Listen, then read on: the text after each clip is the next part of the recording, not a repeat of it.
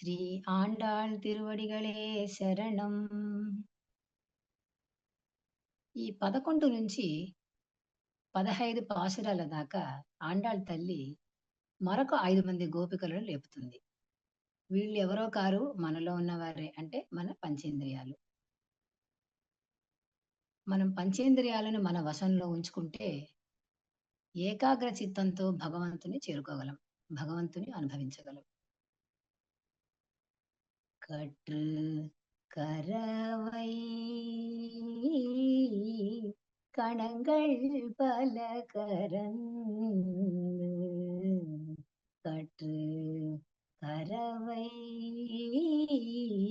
கணங்கள் பல கரந்து செற்றார் திரளழிய சென்று சேரு செய்யும் குற்றம் ஒன்றில்லாத கோவலர்த்தம் பொற்கொடியே குற்றம் ஒன்றில்லாத கோவலர்த்தம் பொற்கொடியே புற்றரவலகுல் உனமயிலே போதராய் சுற்றத்து தோழிமார் எல்லாரும் வந்து நின் முற்றம் புகுந்து முகில்வண்ணன் பேர் பாட சிற்றாதே பேசாதே செல்வ பெண்டாட்டி சிற்றாதே பேசாதே செல்வ பெண்டாட்டி நீ எற்றுக்கு உறங்கும் பொருளேலோரெம்பாவாய் நீ ஏற்றுக்கு உறங்கும் பொருளேலோరెంబావాయ్.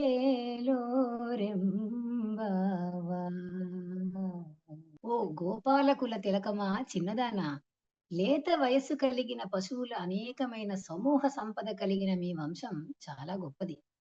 మీ వంశంలోని వారు ఆ సమూహాల పాలు పితుకదగిన వారు. శత్రువుల ప్రదేశానికి తామే వెళ్లి వారిని సంహరించగలిగే పరాక్రమం కలవారు.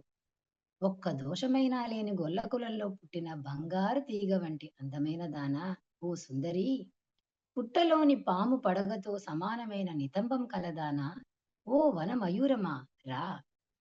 ఇక్కడ ఈ వర్ణన సూచించే విషయం ఏమిటంటే, ఏ మృగమైనా తన సహజమైన స్థానంలో అంటే పాము పుట్టలో, మయూరం వనంలో ఉంటేనే అందం. అవి జంతు ప్రదర్శనశాలలో ఉంటే వాటి స్వేచ్ఛకి ఆటంకం కలుగుతుంది. వాటి స్వభావ సిద్ధమైన స్థలాలు అవి ఉంటేనే ప్రకృతికి, వాటికి కూడా స్వేచ్ఛ ఉంటుంది, అందంగానూ ఉంటుంది. అలాగే ఓ లలన, నీవు అడియార్ అంటే భాగవతోత్తముల గోష్ఠిలో ఉంటేనే అందం. నీ సఖులు, బంధువులు అందరూ వచ్చి నీ వాకిట నీకోసం వేచి ఉన్నారు, బయట నిలబడి ఉన్నారు. వీరందరూ నీలి మేఘాన్ని పోలిన మేనికాంతి గల శ్రీకృష్ణుని అనేకమైన తిరునామాలను పాడుతున్నారు. నీవు మయూరివి, కృష్ణుడు మెచ్చిన దానివి. అయినా నీవు మాత్రం చలించక, మాట్లాడక ఎందుకు నిద్రిస్తున్నావు అని ప్రశ్నిస్తోంది.